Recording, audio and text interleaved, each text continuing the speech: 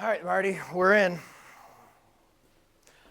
Okay, you guys are ready. Now I've had my 18th student or whatever added in. So, what I'd like to do, Marta, you ready? Marta? Okay. All right, so let's go ahead and talk about limits because limits is going to be on your end of the course exam. So I want to make sure I can cover our general limits here. I want to make sure I can cover our for you guys to make sure you guys at least have a better understanding of that. You ready? Yeah. Okay. So first thing is let's kind of just talk in general about where limits come from and what we have previously kind of already discussed with limits. So the first thing is, I'll just kind of give you guys this one there. Actually, yeah, here with that. So in this example, let's call this function f of x. And if you guys remember when we first talked about limits, basically we were dealing with limits, looking at function. We were talking about the end behavior. So two of the limits that we have discussed was to infinity and negative infinity. So if you guys remember from Algebra 2 days, right, when we were talking about end behavior, a lot of times we kept things simple for us. We said, you know, as we're going to the left, what is the graph doing? It's rising, right? As we're going to the right, what is the graph doing? It's falling. But then in this course, what we did is we entered in for limit notation. And basically all the limit notation was the exact same thing of what we did before, but it just kind of, it talked about a little bit more as far as an approaching method.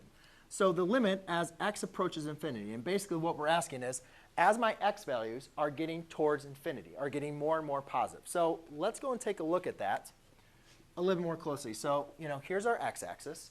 Here's what we call our y-axis. But a lot of times when we're talking about functions, since f of x is like the function, we would call this your f of x axis or your output axis. Okay? So I'm going to kind of arbitrarily choose some points. Here's a point, and here's a point. Okay? Now, each one of these points has a x-coordinate, and instead of a y, you could call it a y-coordinate, but we could also call it the f of x coordinate. Okay? Because that's like the output, y or f of x. Remember, they're kind of like interchangeable when we first talked about function notation. But anyways, do you guys see as I kind of go from these points, as I kind of go over from here to here, as I go more right, you guys agree with me that x is going to the right, correct? Yes, as I kind of go from this point to this point to this point, the x-coordinate is moving to the right. Everybody see that? Yes? What is happening to the f of x coordinate? Well, from here, the f of x is some value, I don't know, 10. Then it's going down, right? Then that f of x value is rising, right, to this point. And then it's going down, down. And if I keep on going to the right, this end behavior is going to take me all the way to, what is this f of x approaching now? Oh, where's it going? Negative infinity, right? So that is all we asked you guys to do when you're doing this. It's just to go and say, oh yeah, instead of just saying falling to the right as x goes to infinity, you can see that the graph is going down as our x's are moving to the right. Then for this example, as x approaches negative infinity. So now let's pick one of these points, and let's start moving x's to negative infinity, which would be getting more and more to the left. And as we're doing that, we can see that the f of x values are rising. Then it falls. Then the f of x points are rising, rising, rising. And if I keep on going to the left, my graph is going to go all the way up to positive infinity.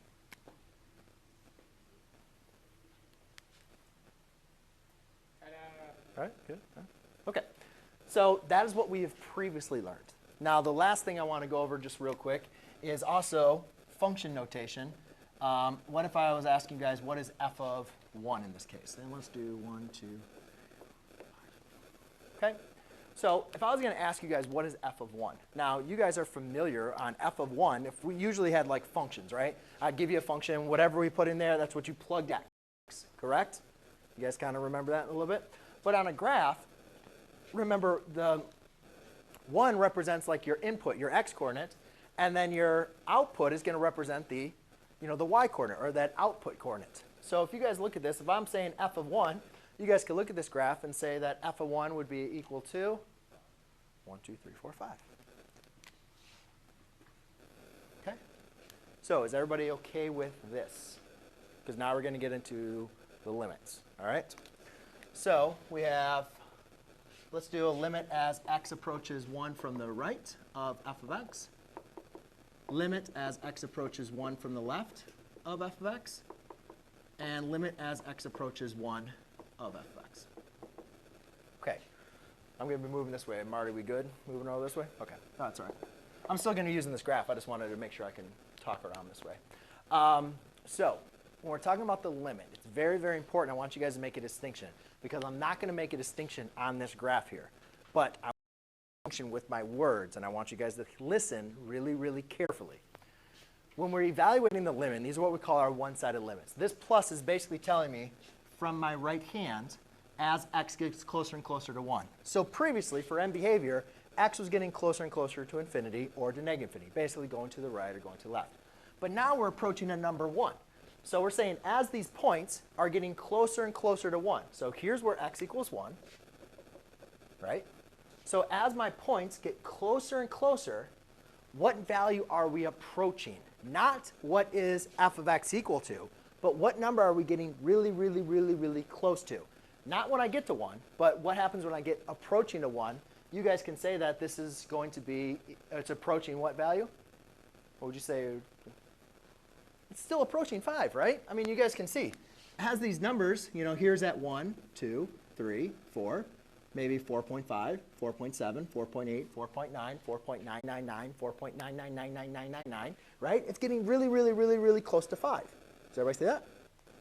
So, 5. What about as we go from the left? As we come from the left, what value, what f of x value are we getting, what are we approaching as our x coordinates get closer and closer to 1? 5 again, right? It's not trying to trick you.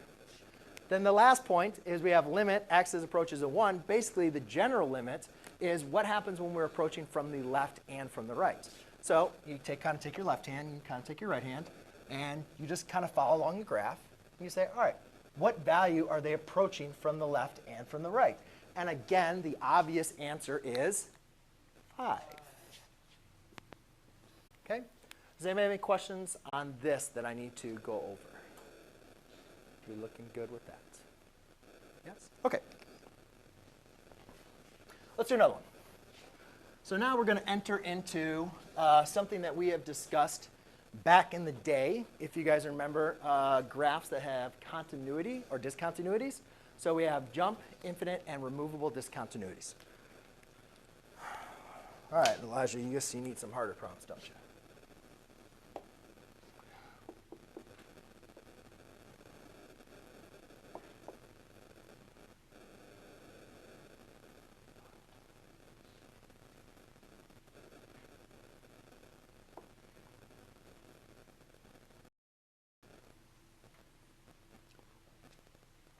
All right, so that is going to be our little function, and let's have a little fun. X approaches negative infinity. Let's call this function g of x.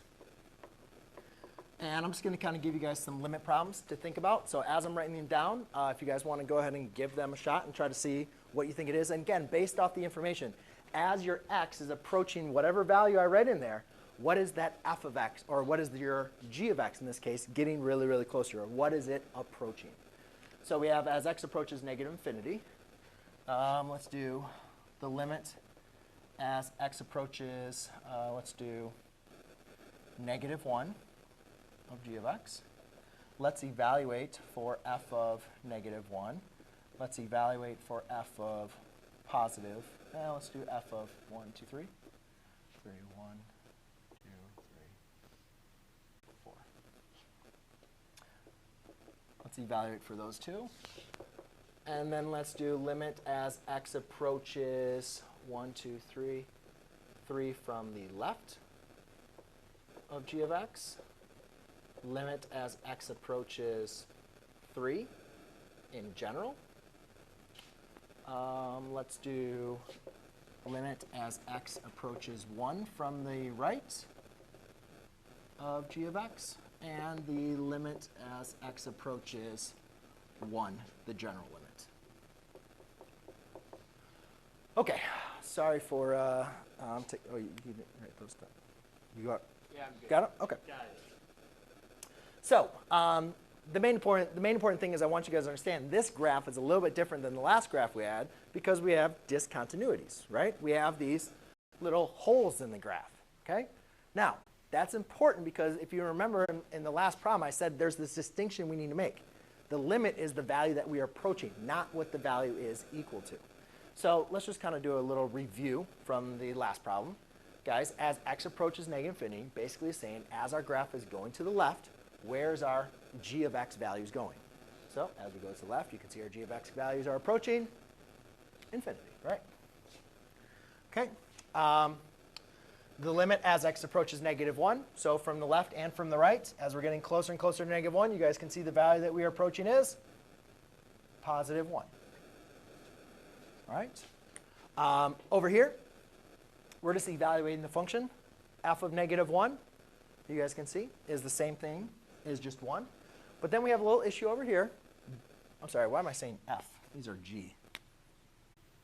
Thank you for catching it and letting me know. OK. So if I want to evaluate for g of 3, that means I'm going to go over to 3, right? And we're going to say on my function where g is equal to 3, ooh, I have this little hole here, right? That's kind of a little issue, right? Do I agree? So what is the value then if you're at a hole? Then it has to be undefined or it does not exist.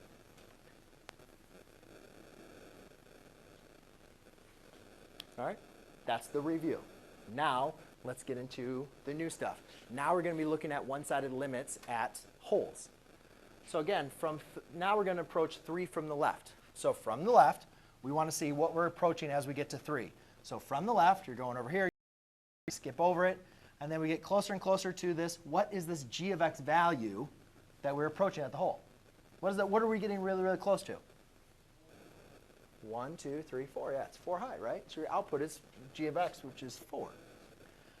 Then here's where something that we need to kind of enter in as something added new for you guys. When is, if you're looking at x is approaching 3. Now for the general limit, notice the left-hand limit here existed, right? We could approach it from the left. But was there any graph on the right hand, to the right of 3? Is there anything? No, right? So we can't even approach the function from the right. So the general limit does not exist because the definition for the general limit is the left hand and the right hand have to approach the same value. Since the right hand, there is no limit from the right hand, this limit does not exist. Okay? And we're gonna get into some more problems with that to give you guys an example of that, okay?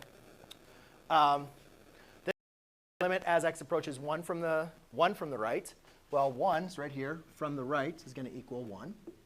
And then the general limit of 1, now notice, is 1 defined? No, but guess what? We don't care if 1 is defined. We just want to know what is it approaching. And you guys can see from the left and right, 1 is approaching the value of 1. Okay?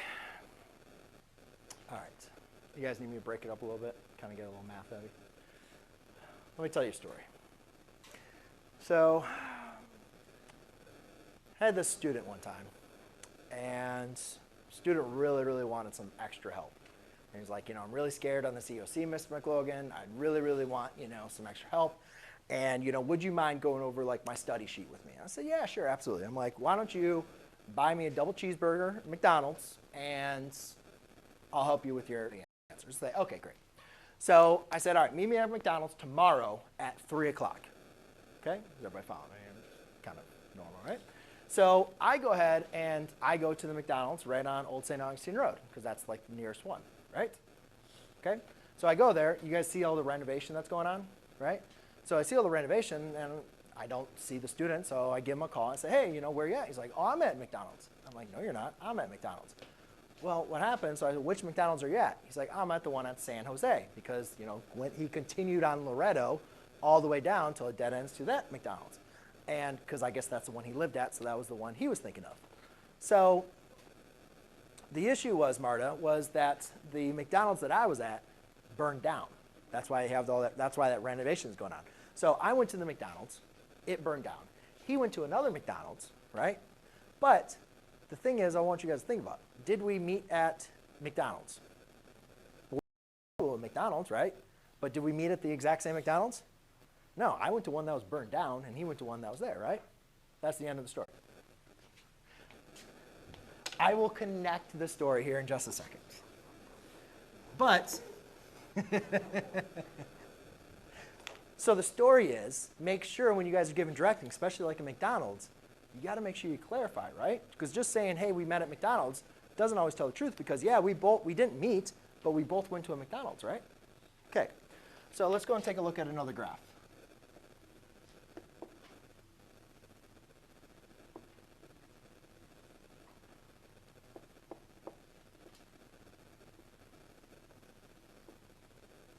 So here's a nice, actually, you know what, let's make the graph look like this.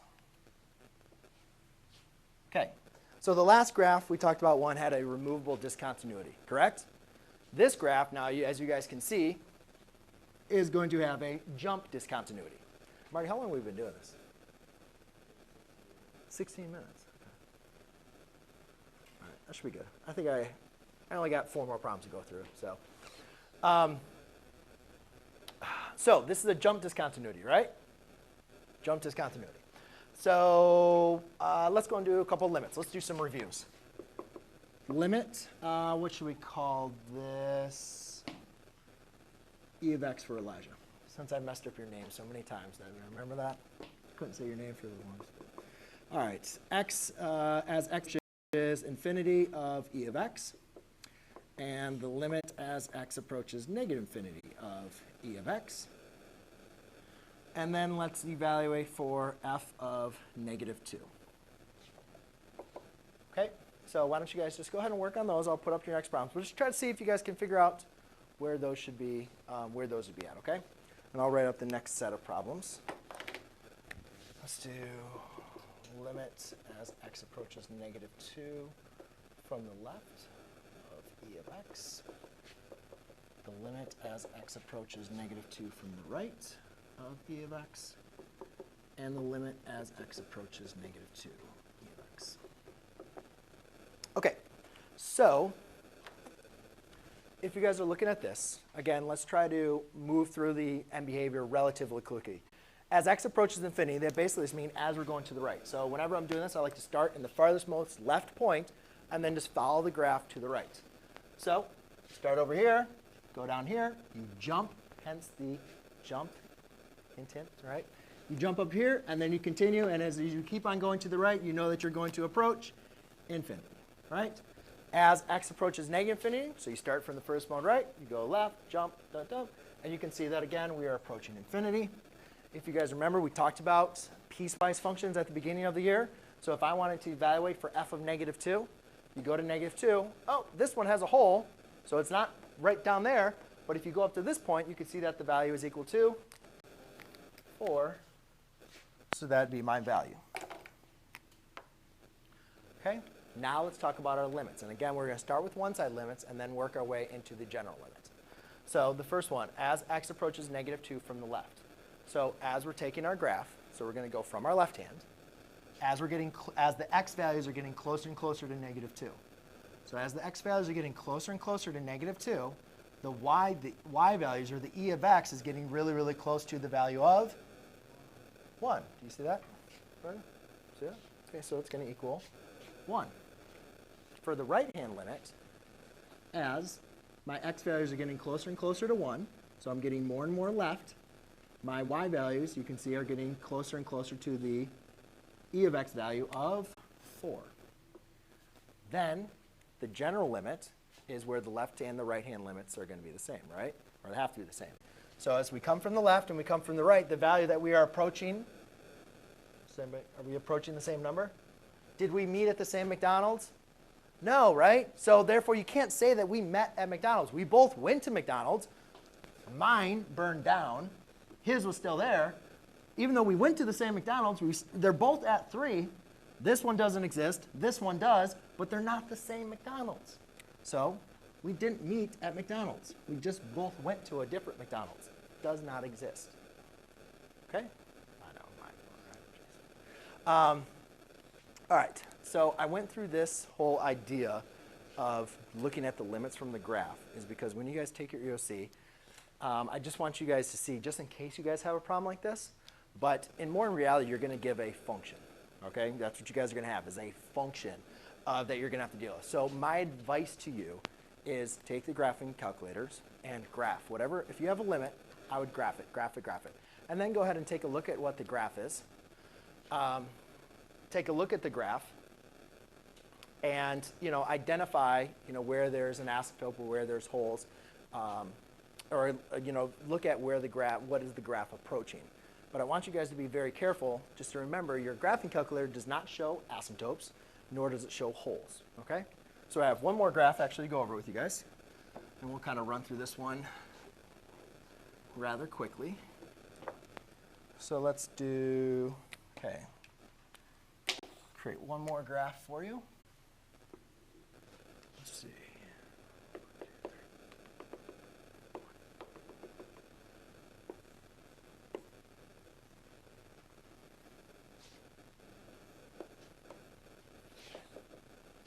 So let's call this one h of x. Are we doing h of x? I didn't do an h of x. So limit as x approaches,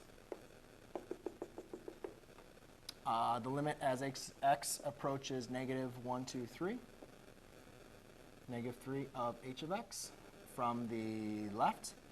Let's do the limit as x approaches negative 3, the general limit. Let's do the limit as x approaches 1 from the right of h of x.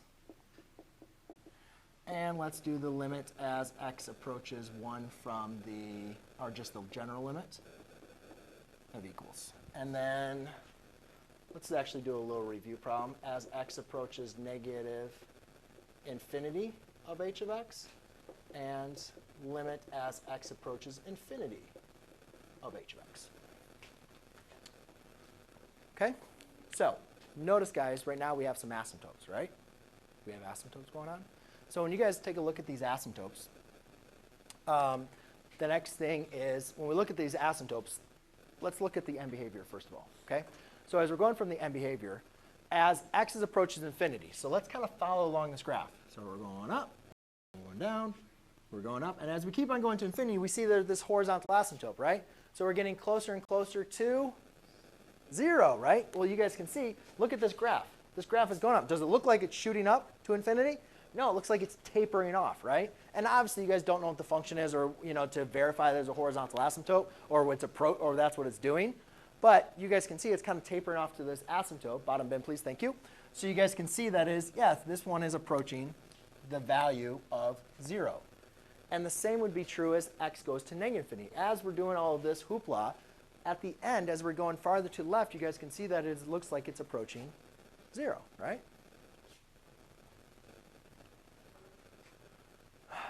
So, you all right? Oh, no, you can get it. It's okay. Okay. We need to get you. Hey, you want a stool?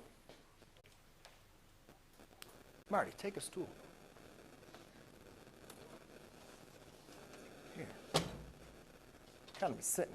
I didn't have you make you move too far, but we'll get you sitting. Okay. All right. So I am going to keep this up there. No, actually, never mind. Taking a fat? No, okay. Actually, I'm going to erase that up, but I'll be moving from the next one. So let's go and approach these. Now, again, guys, we know that we have asymptotes. We know that the value of the function is not defined at the asymptotes, correct? The function is not defined at the asymptotes. So it doesn't matter, though. As we get closer and closer to negative 3 from the left, here's negative 3. As we're approaching negative 3 from the left, our function looks like it's approaching infinity. As we approach negative 3 from the left and the right, we are approaching, again, infinity. The limit as x approaches 1 from the right, so as we're approaching positive 1 from the right, you guys can see that the graph is shooting down, right? So therefore, it's approaching negative infinity. And as x approaches 1 here, you guys can see that the graph is approaching what value? This one's going to infinity, that one's going to negative infinity. And for the general limit, that means that it does not exist, right? Okay, so just be cognizant, aware when you guys are taking your test and you're graphing something on your graphing calculator, your calculator is not going to show an asymptote. So you guys just need to make sure you know the behavior of the graph, okay? However, graphing is not always the best. sometimes, algebraically, we can do everything we need to do to evaluate for the limit. So I got 4 more problems, and then we're done. Okay? You guys can enjoy the rest of the class, which means reviewing for your test. All right, so let's do a hard one. Let's see, f of x. So here's one, f of x equals x squared minus 9 over x plus 3. So let's do the limit as x approaches 1. 1 of f of x, and the limit as x approaches negative 3 of f of x. Number 2, we have g of x equals 1 over x minus 5 plus 2. Number 3, h of x is equal to x squared minus 3 over 2x squared plus 5. And then number 4, it wouldn't be a math class unless we added some piecewise functions.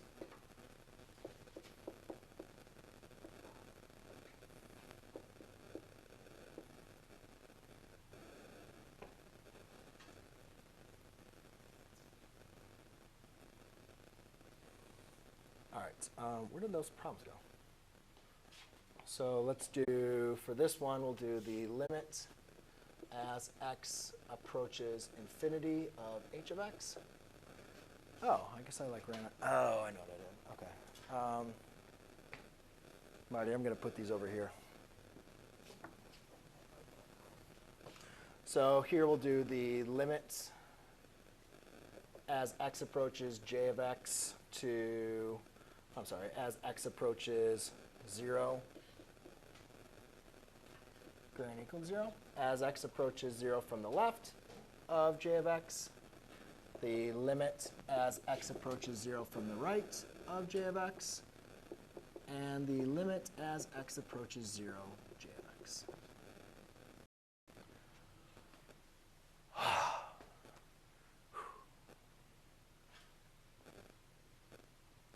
What? Oh, hey, could you actually graph that one for me? I need your help. Okay. Just want to verify, even though I'm pretty sure I know exactly what it is, because that should definitely go, so it should fall left and rise right, or fall down to the asymptote. Just want to make sure. I got you. All it is the reciprocal function shifted 5 units to the right and 2 units up, right? Right? So, I mean, reciprocal function, guys, like that, just shifted to right 5 units. I just want to make sure I didn't do anything. Yes? Yeah, just grab a printer paper. All right, we good? So, first things first. If you guys are looking at function. Now, does anybody know what this function is top of their head? Ooh, ooh, ooh. No? No? Okay, well, that's not a problem. If you guys remember, let's go back to what we learned at the beginning. If you guys remember, we had something that looked like this. You guys remember we had some that was the first thing I taught you, was some function that looked like that. It was a continuous function. No holes, no asymptotes, right? Now,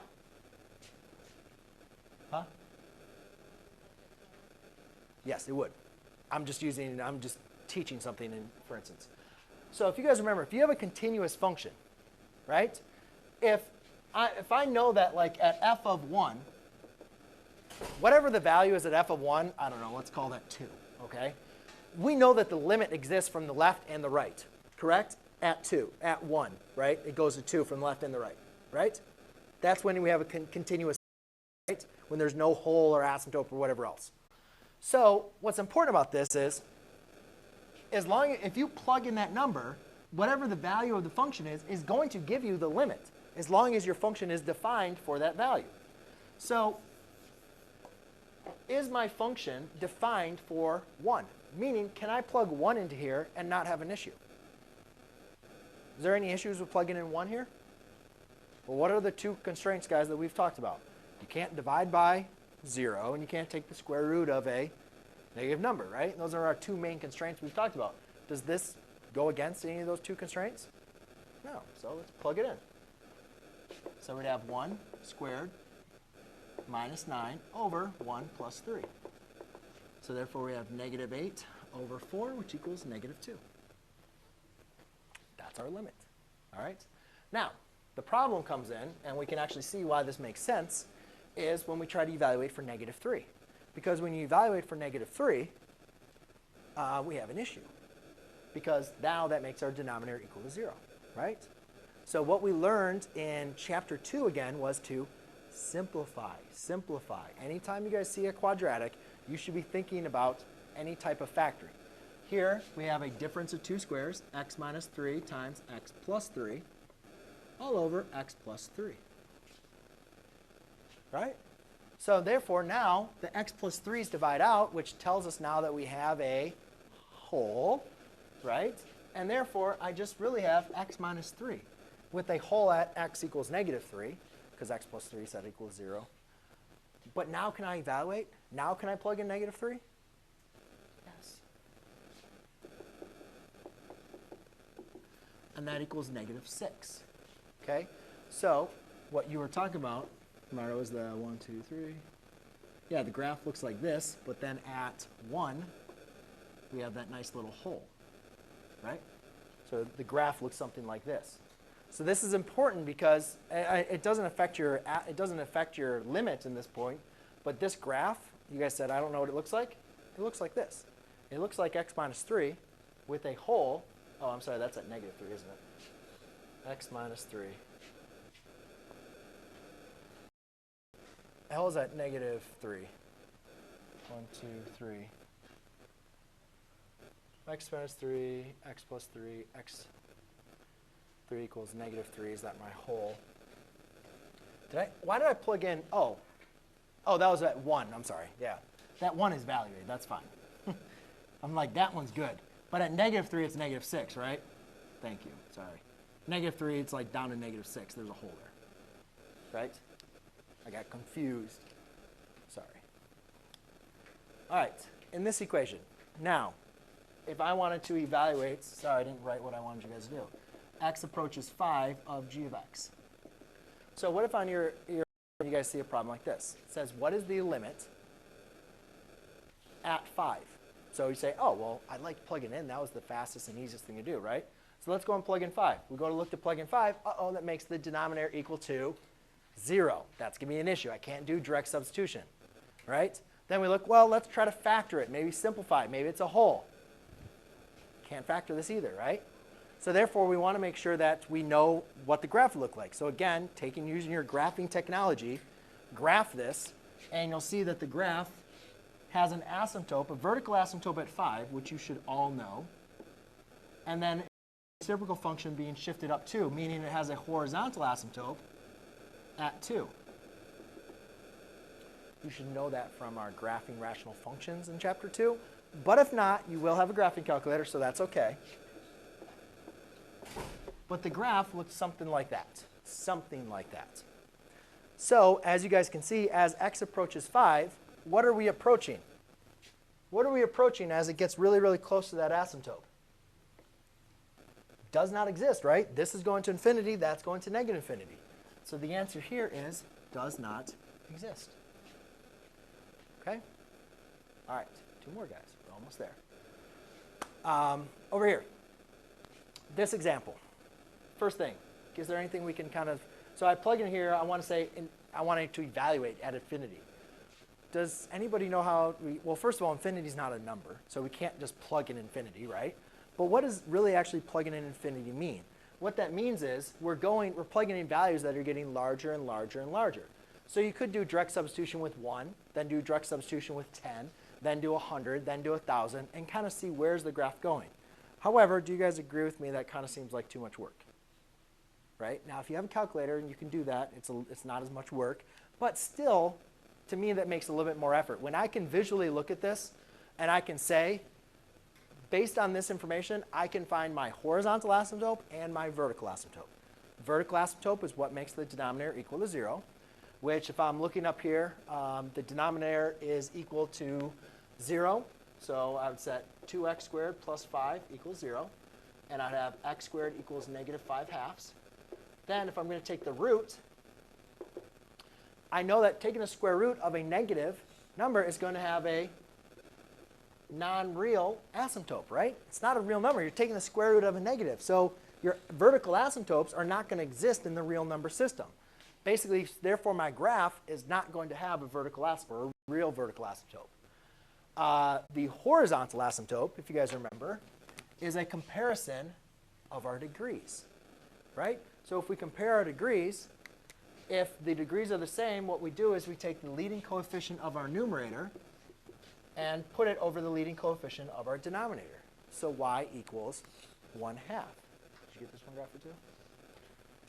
Because it looks like the little bell, upside down kind of bell thing. Okay. So now we know there's a horizontal asymptote at 1/2.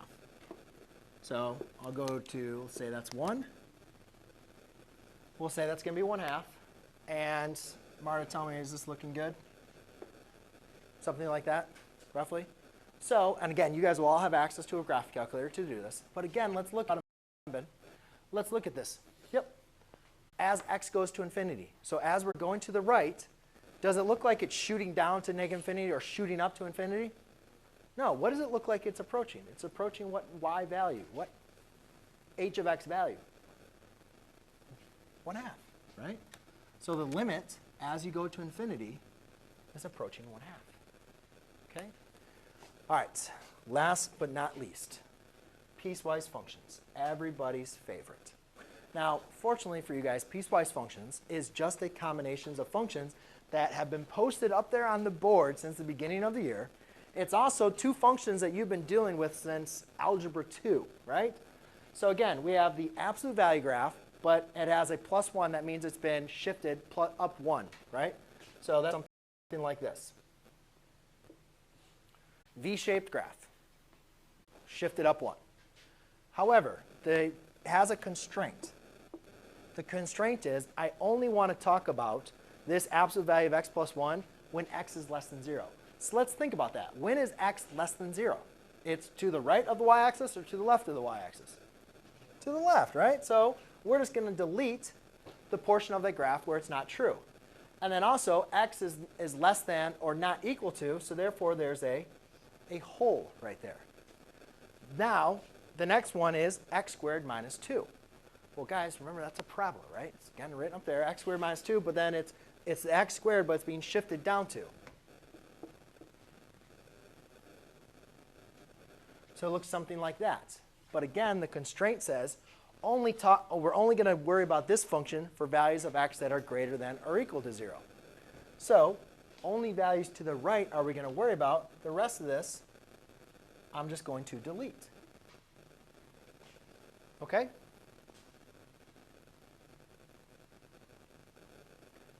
So now let's do our limits. So limit as x approaches 0 from the left. So as we're coming to this function from the left, you guys can see that we are approaching the value of 1. As we're approaching 0 from the right, you can see that we are getting closer and closer to the value of -2. And as we approach from the left and from the right, you guys can see that we are not going to the same values, right? McDonald's in St. Augustine and San Jose, so that does not exist. OK? So there you go, ladies and gentlemen. Now on your review, you guys can now do the last 2 pages, OK? And you also see that we have 4 problems on your homework just to prepare you again for your EOC. And that's it. Thank you.